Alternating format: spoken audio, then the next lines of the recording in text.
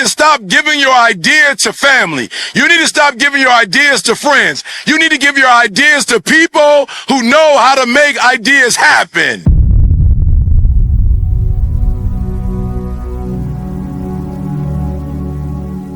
I'm gonna say that one more time because you missed that one. Y'all should have got excited about that one.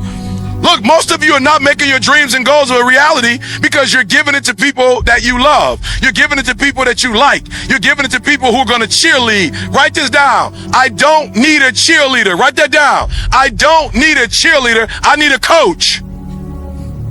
You don't need a cheerleader. You don't need somebody cheering for you. You need a coach. You need somebody that's going to take your ideas and help you execute on your ideas. You don't need nobody to make you feel good. You'll feel good when you reach the goal. Does that make sense? So the first thing is desired outcome. Look, what do you need to make your dreams and goals become a reality? How much do you need? Write it down. I need you to know how much you need.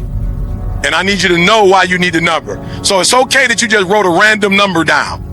But at some point, you need to know exactly how much you need to make your dreams and goals and family and everybody else you're trying to bless. You need to know how much that's going to cost. So I used to never talk money. I hated money. I thought people who talk money were like, just like they're evil people. They just want money, money, money. And I never talked money. I only talked ministry. But then my kids went to school and I realized they couldn't go to school with prayer. I don't know, it's crazy. Michigan State didn't accept prayer. It was the weirdest thing. I'm like, Michigan State, we're a praying family. They're like, good, pray for $50,000 a year, each one of them. You're gonna have to pray, each one of them get 50 grand, because that's how much it's gonna cost. Right? So then I put my kids through school, and then there are other kids who are great students who need to go to schools, but their parents didn't do what they were supposed to do financially, so now I gotta put them in school. So now there's 20 kids I took to the Super Bowl. It cost me $200,000 to take all those kids to the Super Bowl. I put them in the best hotel in San Diego. I took them on the bus back and forth to LA every day. I took them to the Super Bowl experience, 200 grand. Now it's another group. I'm taking the same kids to Dubai. It's going to cost me another 200 grand. I said, God, I'm sorry. I need to be a billionaire. I'm sorry. I need to be a billionaire. I didn't know it was going to cost this much. Oh, come on. I'm talking to somebody. The reason you don't have money is because you don't even know why you need money. I need you to figure out why you need it. You're going to get the car. You're going to get the dream car. You're going to get the house. I want you to get the money that you can help other people do that. So number one, what's the desired outcome? How many people you just didn't have a number to put down? You just like, I can't even put a number down. Let me see your hand. You couldn't put a number down. How many of you could put a number down? Let me see your hand. All right, so we got to start here. It's a desire. Every desire you have, it comes from within. And if there's a desire that comes from within, it means you have the ability to do it. You wouldn't think of it if you couldn't do it. Does that make sense? All right. I wanted to jump down, but I don't know if the camera guy, he's so close, he may not be able to film it. All right. Number two, what desires do you have in terms of your fitness? All right. Now this is important, right? I'm not telling you to be buff. I'm not talking about being buff. What I'm telling you is you need to be at a certain level in terms of your health to be able to make it become a reality. What if you got, again, everybody knew how much money you wrote down. Let me see your hands real quick. Let me see your hands. Okay, good. What if you had that money, but you had stage 4 cancer and they gave you 4 months to live? You couldn't do anything with the what? You couldn't do anything with the money. So I need you to decide, like health-wise, where do you need to be? What's your outcome for your health? I'm not saying you got to lift weights. I'm not saying you got to be a bodybuilder. All right. So here's my fitness goals. When I go to the hospital, I want my blood work to be good.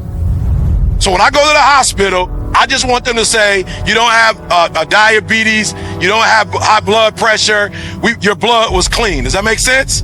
So I don't know what your goal is, right? So I walk pretty much every day. I don't do a lot of nothing else. I don't lift weights. I don't really do push-ups, but I walk. Because I noticed the old people walk, and they still like 80, 90 walking in the mall. So I was like, look like walking work. You know what I'm saying? They don't look buff. But they in the mall walking at 80 and killing me. I can't even keep up with them. I'm like, what kind of walking is that?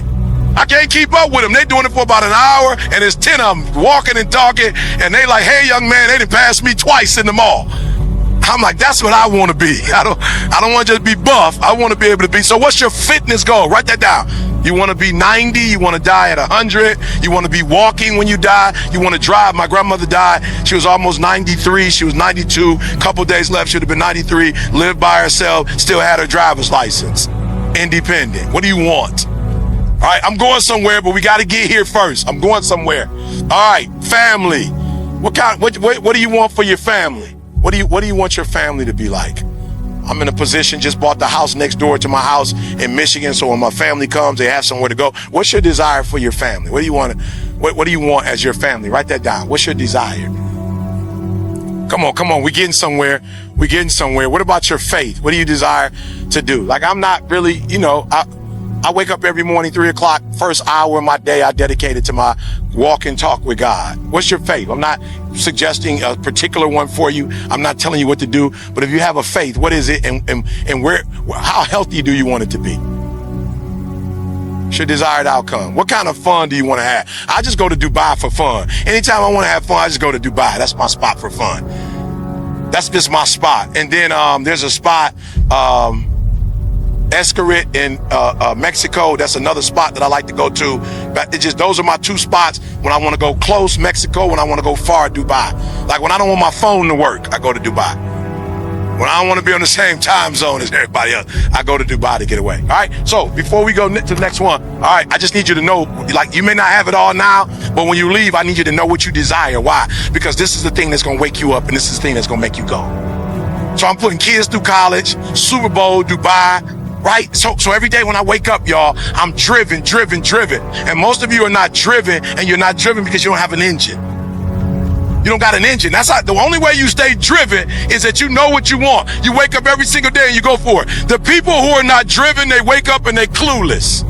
The people who wake up and they don't know exactly what they want to do, they're clueless. The people that are not clear on their life goals, the people that are not clear in every of these areas, they wake up and they wake up whenever they want to, when they wake up sad and they wake up depressed. Why? Because either they don't know what they want or they got this stuff all out of order. Does that make sense? So one of the things we want to do is we want to write it down. We want to put it in the right order. Money does not come first for me. I only need money to house and to take care of all the goals that I have. Does that make sense? Come on. Does that make sense? I only need money to take care of my family. Does that make sense? I only need money because I got to buy a treadmill. I've got a treadmill. I've got an elliptical. I've got a Peloton bike. I only need money because I got to buy all that stuff. I only need money because I need the best water that money can buy. I only need money because I want to make sure I have the right health insurance. I only need money because I got to have a house in San Diego because my wife has MS and she can't get vitamin D in Michigan after November. I only need money because I need to be on the hill. I only need money because I need to be in a private. See, a lot of us don't have money because we're not driven. And what happens is when you know what you want, when you understand what you're after, when you know what your outcomes are, when you know what you desire, you wake up every single morning and you go after it. Come on, you go after it. People look at those of us who are successful like we're superhuman. We're not. We're normal people like you with problems just like you. The only difference is we wake up with clarity. We wake up knowing exactly what we want. We wake up knowing exactly what our purpose is. We wake up every day knowing what we're supposed to do. I woke up this morning knowing I had to be driven. I woke up this morning knowing I had somewhere to go. I got a plane ride back to Detroit after this, right? LAX. Then tomorrow, I'm in Topeka, Kansas. The next day, I'm with Kansas State University basketball team. I wake up every single day. I know what I got to do. I know where I got to be. I know what my gift is. I know what my purpose is. And I just need money to house all this.